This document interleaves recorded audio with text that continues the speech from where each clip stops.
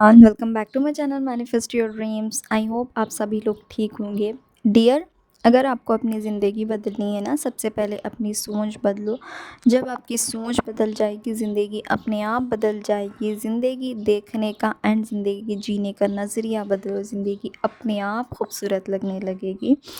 Dear, ये story ना मेरी नहीं, मेरी रूममेट की है, जो मेरी बहुत अच्छी दोस्त भी थी। तो बात ये है ना, शायद अगस्त की बात है आई थिंक। उसका एक दोस्त था। उसका एक दोस्त था जिसके साथ वो बात करते करते करते रिलेशनशिप में आ गई थी। देन हुआ ये कि उसका ना ऑल ऑफ सडन ब्रेकअप हो गया। ऑल ऑफ सडन नहीं, बट ब्रेकअप हो गया बिकॉज ऑफ कैस्ट इशू। तो मतलब जो लड़के की माँ थी ना, वो अपनी शादी, मतलब अपने जो बेटे की शादी है ना, वो अपनी मर्ज़ी से कराना चाहती थी। एंड लड़के के अंदर इतने गट्स नहीं थे, मतलब इतनी स्ट्रेंथ नहीं थी कि वो अपने मम्मी के सामने उस लड़की का स्टैंड ले सके, क्योंकि उसकी मम्मी की हार्ट सर्जरी कुछ हुई थी। हाँ, हार्ट सर्जरी हुई थी, तो वो डर रहा था कि उसकी मम्मी को कुछ ना हो जाए। तो अब ऑब्वियस सी बात है, कोई भी लड़की होगी जब सामने वाले अपने इसकी एंगेजमेंट हो रही है तो वो उस लड़के को छोड़ दोगी। एंड टू बी ऑनेस्ट, मेरी फ्रेंड ने भी यही किया था कि उस लड़के को छोड़ दिया था, क्योंकि उसकी एंगेजमेंट होने वाली थी। ठीक है, ऑब्वियसली हो गई, बट जब वो होने का मोमेंट था, इसने बात की थी, ये दोनों रोए भी बहुत, एंड उस लड़की ने छोड़ दिया, मतलब मेरी दोस्त ने छोड़ दिया। फिर उसके बाद में ये हुआ ना कि इसके मतलब इंस्टा पे ना एक और लड़का मिला था इसको, जो अच्छा था, देखने में भी अच्छा था, सब था। ये दोनों बात करते थे, ये बहुत ज़्यादा इंस्पायर करता था। तो वो एक दिन लड़की मेरे पास आके मुझसे ये सब शेयर की कि मुझे समझ में नहीं आ रहा है कि मैं क्या करूँ, should I wait for him या फिर मैं इस लड़के के साथ मूव ऑन करूँ। ये तो एज़ यूजुअल मेरा खुद का भी सेकेंड रिलेशनशिप है। तो मैंने बोला कि यार, लड़का दिखने में अच्छा है, सब अच्छा है, तू भी प्यार करती है उससे, तो क्या ठीक है, इसके साथ चली जा। ऑब्वियसली ज़रूरी थोड़ी है, अगर एक रिलेशनशिप वर्कआउट ना करे तो दूसरा ना करे। तो फिर मैंने उसको अपनी स्टोरी सुनाई, तो वो अपनी मेरी स्टोरी से इंस्पायर हुई एंड वो उस लड़के के साथ चले गई। लेकिन ये लड़की ना, उसने वही गलती की जो इसको गलती नहीं करनी चाहिए थी। काइंड ऑफ ये बहुत ज़्यादा इनसिक्योर हो गई थी, क्योंकि वो लड़का फ़ौजी था। एंड ये अपने आप को समझने लगी कि नहीं, ये और भी अच्छी लड़कियां डिज़र्व करता है, ये मुझे डिज़र्व नहीं करता, मैं दिखने में भी सुंदर नहीं हूँ, मैं मतलब बहुत उसकी थिंकिंग ही अलग थी। लेकिन हुआ ये कि वो लड़का मतलब फ़ौजी में था ना, तो उसको दोबारा से रीजॉइनिंग करना था। तो इसने बुलाया था मिलने के लिए, और मैं मेरी दोस्त दोनों गए थे इससे मिलने के लिए। ठीक है, बट हुआ यहाँ वहाँ पे एक ऐसी सिचुएशन हो गई जो मैं आपको एक्सप्लेन करते हुए भी हंसी आ रही है। उसके लड़के ने सीधा अपने घर पे बुला लिया। एंड वहाँ पे उसके मामू थे, लड़के के मामू, एंड लड़के के मामू ने बातचीत की कि अ, फिर तुम दोनों नेक्स्ट क्या प्लान करना चाहते हो। ये बोल रहा है कि ये तुमसे प्यार करता है एंड ऑल दिस। तो उसके बाद में लड़की ने भी अपनी बातें रखी। तो बात ऐसी हो गई कि ना, मतलब वो सिचुएशन ऐसी थी कि हम दोनों को भी लगा कि हाँ यार, बातचीत हो गई है, अब पेरेंट्स तक चले गई है बात, उसके मम्मी पापा ने एक्सेप्ट कर लिया, अब तो तेरी शादी पक्की हो जाएगी। एंड हमने उस मोमेंट को सेलिब्रेट भी किया। बट मुझे नहीं पता था कि लड़की ने इनसिक्योरिटीज़ होल्ड कर रखी है। मुझे बाद में पता चला जब ये वाली सिचुएशन हुई। तो नेक्स्ट दिन मतलब हमने रात में लड़के वालों के घर में ही स्टे किया। मैं और मेरी फ्रेंड दोनों ने पूरी रात लड़के वालों के घर पे थे। हमने वहाँ डिनर की, उसके घर वालों से बात की, देन सुबह में नाश्ता करके ही हम निकले थे। लेकिन हमें आफ्टरनून एयरपोर्ट जाना था उसको सेंड ऑफ करने के लिए। लेकिन लड़का सामने से हमें कॉल करके बोलता है, आप लोग मत आओ, मामा मना कर रहे हैं आने के लिए। तो लड़की और ज़्यादा नेगेटिव सोचने लगी कि क्यों नहीं बुला रहे। तो लेकिन मैंने उसको पॉजिटिव बोला, यार छोड़, जाने दे, अब जब वो आएगा ना तब जाएंगे हम, वैसे भी हम थके हुए हैं, इट्स ओके, कोई बात नहीं। मैं उसको पॉजिटिव चीज़ें बता रही थी, लेकिन उसके दिमाग में नेगेटिव चीज़ें ही चल रही थी। नहीं, शायद उसके मम्मी पापा को पसंद नहीं आई, मतलब उसके पापा नहीं है, सिर्फ मम्मी थी, लेकिन मामू लाइक अ फादर। तो शायद मैं मेरे उसके मामू को पसंद नहीं आई, ये मुझे नहीं लगता ये शादी होगी एंड ऑल दिस, ये वो। तो हुआ ये कि लेटर ऑन 1 वीक के, मतलब वो लड़का इससे बात नहीं कर रहा था, सिर्फ मैसेजेस का रिप्लाई कर रहा था। बट एज ए फ्रेंड मैं उसको, मेरी दोस्त को, मैं इतनी गंदी सिचुएशन में देख तो नहीं सकती थी ना। वो ठीक से खा रही थी ना सो रही थी, उल्टा रोए जा रही थी। तो मैंने क्या किया ना, उसको बात की, ठीक है? कि लड़के से बात की कि भाई बता प्रॉब्लम क्या है? तू बात क्यों नहीं कर रहा है उससे? कुछ हुआ तो मुझे बोल, मैं उसको समझा दूँगी, बट ऐसा मतलब साइलेंट ट्रीटमेंट तो मत दे, वो लड़की परेशान हो रही है। तो फिर उसने बोला कि सॉरी फॉर द नॉइज़, मैं घर पे हूँ, प्लीज़ इसको समझना। तो हुआ ये कि फिर उस लड़की ने मतलब हाँ, उस लड़के ने मुझे ये जो सब कुछ बोला था ना, मैं वो दिमाग में रख के उस लड़के से बात की थी। उस लड़के ने मुझे जो-जो भी बताया, मैंने वो सब रिकॉर्डिंग करी, रिकॉर्डिंग करके उस लड़के को मतलब मेरी जो दोस्त थी ना उसको भेजा।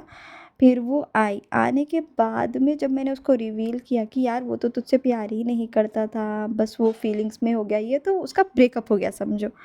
भई बंदी ने ड्रिंक करना शुरू किया, पता नहीं क्या-क्या कर रही थी। I was there with her, ठीक है?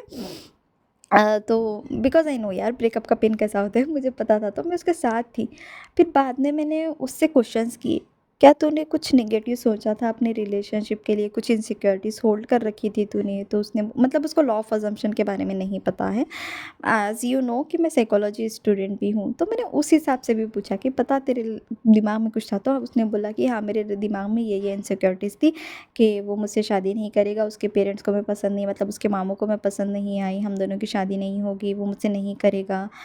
ऐसे ही करते-करते ये सिचुएशन आ गई कि मैंने बोल दिया कि भाई तू ब्लॉक कर दे, क्योंकि देखो मैं साइकोलॉजी स्टूडेंट भी हूँ, तो मुझे ट्रिक्स आज़माना बहुत अच्छे से आती है। मैंने अपनी रिलेशनशिप में खुद ट्रिक्स एंड यूज़ की हैं। तो मैंने उसको ब्लॉक करवा दिया था, लेकिन लड़की इतनी ज़्यादा मतलब पागल हो गई थी, क्योंकि उन दोनों की फर्स्ट किस भी हो गई थी, सॉरी टू से। बट उस लड़की के लिए मतलब मेरी दोस्त के लिए ना वो फर्स्ट किस बहुत ज़्यादा प्रीशियस थी। तो वो अपने माइंड से वो चीज़ को नहीं निकाल पा रही थी कि मेरे साथ ये हुआ, ये हुआ, ये हुआ। मैंने कोशिश की एंड टू बी ऑनेस्ट वो लड़की भी सुसाइड करना चाहती थी, जो मेरी दोस्त थी ना वो भी सुसाइड करना चाहती थी, क्योंकि एक के बाद एक साथ ही 2 ब्रेकअप्स हो गए। और पता है ये ब्रेकअप्स ऐसे हो भी नहीं सकते थे, क्योंकि उसको ना एक पता नहीं कहाँ से इंस्पायर हुई है वो, उसको ना एक डायरी मतलब एक बुक लिखनी है, जहाँ पे वो अपनी 100 ब्रोकन लव स्टोरीज़ लिखना चाहती है एंड वो हर दिन अज़्यूम करती है कि मैं अपने 100 ब्रेकअप्स वाली बुक ना पब्लिश कर रही हूँ। मतलब ये कैसा कॉन्सेप्ट है मुझे समझ नहीं आया। तो मैंने बोला बहन तेरे 2 ब्रेकअप्स को ही ये हालत हुई, तो अभी 98 ब्रेकअप्स बाकी है, तब क्या करेगी तू? तो फिर मैंने उसका अज़म्पशन जो भी माइंडसेट था ना वो ठीक कर दिया। अब उसके बाद में ना लड़की को बहुत ज़्यादा काइंड ऑफ बोलते हैं ना ईगो हर्ट हो जाना, वो रिवेंज वाले काइंड ऑफ फेस में आ गई थी वो। अब मुझे था कि यार देख ठीक है उसने किया लेकिन तू इस काबिल बन कि मतलब उन लोगों ने तुझे इसलिए रिजेक्ट किया क्योंकि तू एक सेल्स गर्ल है, क्योंकि वो एक मतलब शॉप में काम करती है एंड वो लड़का है फौजी, तो उन्होंने तेरी पोजीशन के लिए तुझे छोड़ा ना। एक काम कर, तू अच्छी जॉब ला, ठीक है, उससे जहाँ पे वो लोग को मतलब होता है ना काइंड ऑफ पछतावा कि हमने छोड़ दिया इसको। अगर तुझे रिवेंज ही लेना है ना तो तू एक्शन से मत ले, अपने आप को बेटर बना के ले। अब मुझे नहीं पता था, पागल लड़की, टू बी ऑनेस्ट मैं पागल ही बोलूँगी, उसके दिमाग में कोई ड्रीम्स है ही नहीं अपने लिए कि उसको लाइफ में कुछ करना है नहीं करना है, कुछ ड्रीम्स नहीं है उसके। बस एक ही ड्रीम था कि मैं 100 ब्रेकअप्स वाली स्टोरी लिखूंगी एंड अपनी बुक पब्लिश करूंगी, ठीक है। ये कुछ भी नहीं था, लेकिन मैंने उसको गाइड किया, फिर मैंने अपने बंदे से भी बात करवाई, सब कुछ करवाई, उसको एक ट्रैक पे लाए हम। बट हुआ ये कि उसने वही कोर्स चूज़ किया जो इसका बंदा इसको हमेशा से बोलता था, मतलब जो फौजी वाला लड़का था ना कि ये कर ये कर ये कर, तो उसने वही किया। एंड 2 दिन पढ़ाई की, फिर उसके बाद में बुक्स बंद करके बैठ गई। मैंने बोला बहन क्या हुआ तुझे? तो उसने बोला नहीं नहीं मुझे नहीं करना, मैं ये कोर्स भी ना अपने बंदे के लिए कर रही थी, क्योंकि उसने बोला I swear to be honest मैंने उसको पूरी गर्ल्स के सामने इतने थप्पड़ मारे ना, इतने थप्पड़ मारे मुझे आज भी याद है, बहुत बुरी तरह से, कि बहन एक तो तू लड़की है जिसके अंदर कोई ड्रीम्स नहीं है, कुछ नहीं है, और लड़कों के लिए पागल हो जा रही है, और तेरा इतना स्ट्रॉन्ग अजम्पशन है कि तू 100 ब्रेकअप्स वाली बुक लिखना चाहती है, पागल हो गई है क्या? मैंने बहुत डांटा, मतलब थप्पड़ मुझसे ना, मतलब यार मैं नहीं चाहती यार कि कोई और लड़की भी वो चीज़ें सफ़र करे जो चीज़ें मैं सफ़र कर चुकी हूँ। फिर मैंने उसको फिर पूरी रात बैठी, मैंने उसको समझाया कि ये सब गलत है, ऐसे अजम्पशंस नहीं रखने चाहिए। फिर मैंने उसको मतलब समझाया, सबकॉन्शियस माइंड की पावर समझाई। तो उसके बाद में मतलब वो थोड़ा-थोड़ा धीरे खुद पे काम करने लगी। उसके बाद में ऐसा हुआ कि वो धीरे-धीरे अपने माइंड से रिमूव करने लगी। मतलब इसने भी की, ठीक है? इसने भी पागल हरकतें की, मतलब ऑफ़िस में जाना, ऑफ़िस के नंबर से बात करना, ये करना। मतलब इसने काइंड ऑफ़ मुझसे झूठ भी बोला क्योंकि ये मुझसे डर रही थी कि मैं उसको दोबारा डाँटूँगी। लेकिन मैंने उसके बाद में ऐसा बोल दिया कि चल छोड़ बहन, तेरा तो कुछ नहीं होने वाला है, तू छोड़ दे। मैं नहीं समझा सकती तुझे, और मुझे भी मेरी लाइफ में काम पे ध्यान देना है, सब कुछ करना है, मैं तेरे पीछे पागलों की तरह नहीं बैठ सकती। तो मैंने थोड़ा और उसको थोड़ा डाँटा और मैंने उससे बात करनी कम कर दी थी। ओके? लेकिन जैसे ही मैंने उसको ये सारी बातें बोली ना, ये सारी बातें उसके माइंड में रहेगी और उसने अपने ऊपर ध्यान दिया। आपने मतलब थोड़ा उसको ना वर्कआउट्स करना, जॉगिंग, रनिंग ये सब पसंद है तो उसने उस पे ध्यान दिया। एंड ऑफ़िस पे जाके ऑफ़िस पे ध्यान देती थी। काइंड ऑफ़ थोड़ा बहुत उसने अपने ऊपर ध्यान दिया, खुद में ही बिज़ी रहने लगी। अपने स्कूल वाले फ्रेंडों से बात करना स्टार्ट कर दिया उसने, मतलब जो भी, ठीक है, जो भी उसके पुराने दोस्त थे उन सब से कनेक्ट हो गई, बात करना स्टार्ट किया, एक अपनी नॉर्मल लाइफ़ एन्जॉय की। तो उससे ये हुआ ना कि जो वो लड़का था ना, जो एंगेजमेंट हुई थी अपनी मम्मी के लिए, उसने एंगेजमेंट कर ली थी। एंगेजमेंट करने के बाद ही उसको बार-बार मेरी दोस्त की याद आने लगी कि नहीं यार, उससे बेस्ट लड़की मुझे मिल नहीं सकती। तो उस लड़के ने ना सामने से एंगेजमेंट तोड़ दी बिकॉज़ ऑफ माय फ्रेंड, क्योंकि उसको लगा कि मेरी फ्रेंड से अच्छी दोस्त उसको कोई नहीं मिल सकती। चाहे उसको उसकी मम्मी के अगेंस्ट चले गया वो लड़का कि ना, मुझे नहीं करनी है, मुझे एक लड़की पसंद है, मैं शादी उसी से करूँगा। बस उसने इस लड़की का नाम रिवील नहीं किया, लेकिन हाँ, मैं इससे प्यार करता हूँ, मैं उसी से शादी करूँगा, मैं इस लड़की से शादी नहीं कर सकता। और कैंसिल कर दी। उसकी मम्मी ने पूछा कि ऐसे नहीं कर सकते ये वो, तो उसने बोल दिया अगर आप ज़्यादा फोर्स करोगे तो मैं खुद मर जाऊँगा, लेकिन मैं ये शादी नहीं कर सकता। एंड हो गया।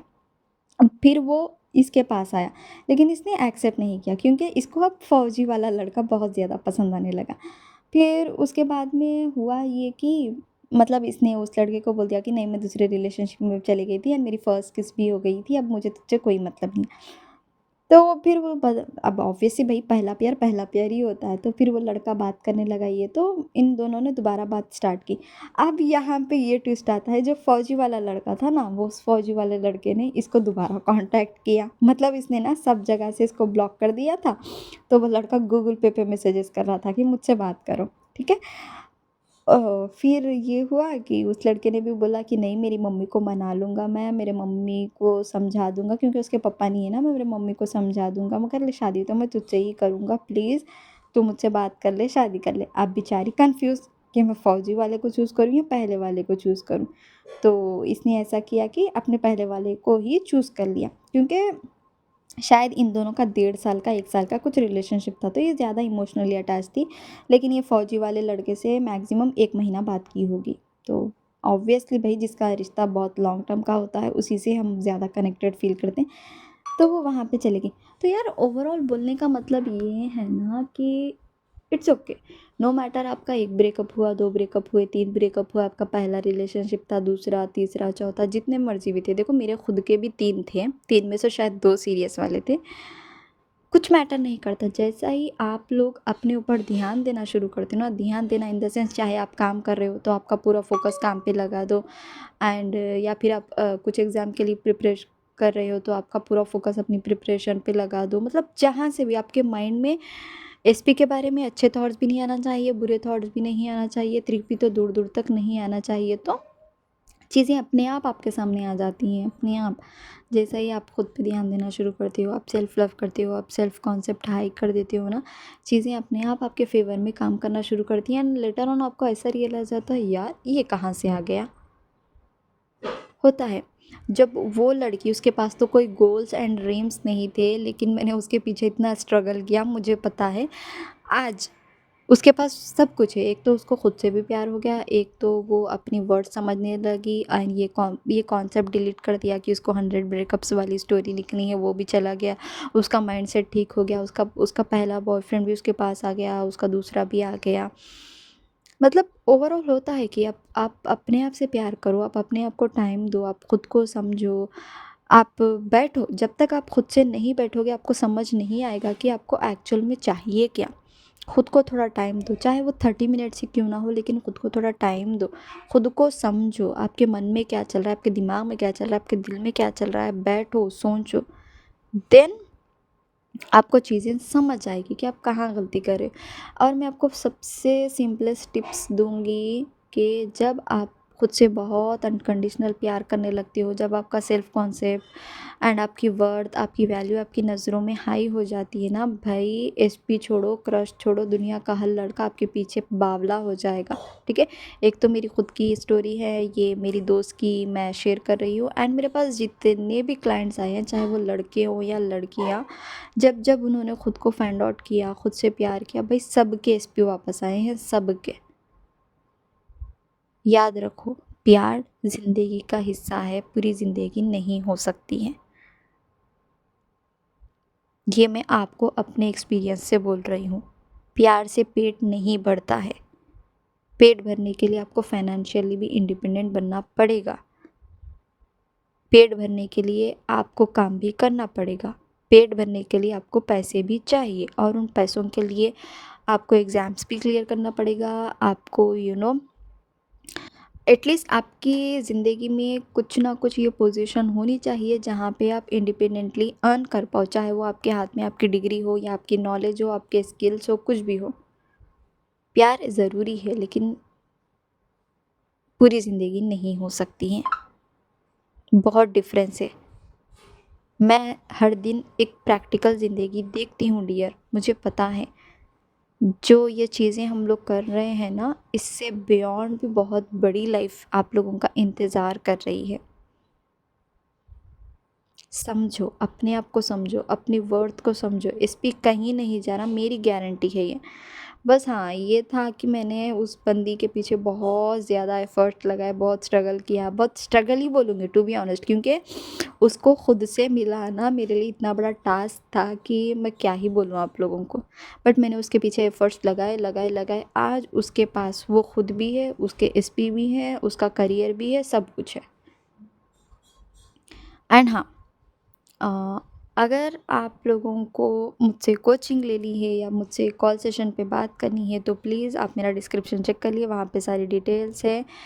एंड एक और बात डियर, मैं आपको क्लियरली बोलना चाहती हूँ, ठीक है। मैं आपको एक एग्जांपल दूंगी कि मैं अब ये फ़ीस क्यों लेती हूँ, ठीक है? सिंपली बोल दूँगी। एंड मैंने मतलब कुछ छुपा के नहीं रखा है, आप मेरा डिस्क्रिप्शन चेक कर लो, वहाँ पे मैंने डिटेल्स भी रखी है कि कितना कितना लेती हूँ मैं, ठीक है? बात ये है ना डियर कि अगर मैं आपको साल भर भी फ्री कोचिंग दूँगी, ठीक है? मैं 2 रखती हूँ, एक तरफ मैं हूँ जो फ्री में दे रही हूँ, एंड एक तरफ चलो मेरा ही दूसरा वर्ज़न है जो आपको पैसों में दे रहा है। लेकिन आप उन चीज़ों को ज़्यादा मानोगे, उन चीज़ों को ज़्यादा फॉलो करोगे जहाँ पे आप लोग इन्वेस्ट कर रहे हो, ठीक है। एंड आप मुझे ना फॉर ग्रांटेड ले लोगे कि हाँ यार ये तो दीदी है, चलो ठीक है, इट्स ओके, अगर उसका वर्कआउट नहीं किया यार, यार ये दीदी तो है, ये कहाँ जाएगी, इससे तो कभी भी पूछ सकते हैं, मतलब वैल्यू नहीं होती है। एंड ये मैं आपको प्रैक्टिकल एग्जाम्पल से समझाऊंगी। आज आपको अगर अफसोस हो रहा है, आपको बुरा लग रहा है, अगर आपका ब्रेकअप हो गया है, 3P आ गई, आपका एसपी छोड़ के चले गया, क्यों बुरा लग रहा है? क्योंकि आपने उस रिश्ते में इन्वेस्ट कर रखा है, आपका टाइम, आपका प्यार, आपकी केयर, आपका सपोर्ट, जो भी मतलब आपने इन्वेस्ट कर रखा है, आपकी इन्वेस्टमेंट लगी है वहाँ, तभी तो आपको फ़र्क पड़ रहा है। उसी तरह अगर मैं आपको फ्री में दूंगी, तो आपको उस चीज़ की वैल्यू नहीं होगी, टू बी ऑनेस्ट नहीं होगी, ये मैंने देखा है, देखा है। लेकिन जब आप मुझे पैसे दोगे, एक तो मेरे आप लोगों का मतलब एक राइट होगा कि मैम आप हमने आपको पे किया है, ये आपकी रिस्पॉन्सिबिलिटी है कि आप हमें गाइड करो, आप हक से पूछ सकते हो। और दूसरा मुझे भी लगेगा कि हाँ यार, सामने वाले ने पे किया है तो मुझे उसको ऑब्वियसली उसको टाइम टू टाइम उससे बात करनी पड़ेगी, उसका माइंडसेट चेक करना पड़ेगा। तो मतलब एक तरफ से हम दोनों की एक रिस्पॉन्सिबिलिटी रहेगी, आपकी और मेरी। क्योंकि देखो, आप मुझसे फ्री में तो नहीं ले रहे हो, ठीक है? तो आपके आपके मन में एक नहीं 1000 सवाल आएँ तो भी आप मुझसे पूछ सकते हो, और ये मेरी रिस्पॉन्सिबिलिटी बनती है कि मैं आपको हम्बली एंड पोलाइटली रिप्लाई करूँ, जो मैं यूजुअली करती ही हूँ, ठीक है? एंड आपको बोलेगा कि मैम मतलब फ़ीस लेती है, क्योंकि यार देखो, मैं फर्स्ट थिंग तो एमबीबीएस कर रही हूँ और आप सबको पता होगा कि एमबीबीएस कितनी हेक्टिक होती है। और साथ ही साथ मैं अपना यूट्यूब चैनल भी हैंडल करती हूँ एंड इतने क्लाइंट्स को भी हैंडल करती हूँ, उस उनमें से आप एक होते हो। तो जिस तरह के मेरे एफ़र्ट्स लगते हैं, मेरी एनर्जी लगती है, मेरा टाइम लगता है, इतना सब कुछ लगता है, तो यार मैं, और सबसे इम्पोर्टेंट, मैं अपनी नॉलेज के पैसे लेती हूँ, ताकि आपका भी लॉस ना हो, मेरा भी लॉस ना हो, आपको भी फ़ायदा हो, मेरा भी फ़ायदा। एंड टू बी ऑनेस्ट, मैं क्लियरली बोल रही हूँ, आप लोग मुझे पे करोगे, ऑब्वियस सी बात है, उसमें मेरा फ़ायदा है। मैं झूठ नहीं बोलती यार, ठीक है, उसमें मेरा फ़ायदा है। एंड आप लोगों का फ़ायदा ये है कि आपके सारे डाउट्स क्लियर होंगे, आपका एक नया वर्जन बनेगा, आपका माइंडसेट शिफ्ट होगा, आपका सबकॉन्शियस माइंड रीप्रोग्राम होगा, आप खुद से अनकंडीशनल प्यार करोगे, आप अपनी वर्थ पहचानोगे। आपकी वन टाइम इन्वेस्टमेंट है एंड मेरा वन टाइम फ़ायदा है। मैं ओपनली बोल रही हूँ, यही होता है भाई। अगर मैं आपको फ्री में सब कुछ दूंगी ना, आप लोगे, लेकिन उसको स्ट्रिक्टली फॉलो नहीं करोगे। बस बात यही बोलने का था एंड आई होप आपको ये चीज़ समझ भी आई होगी। And thank you so much.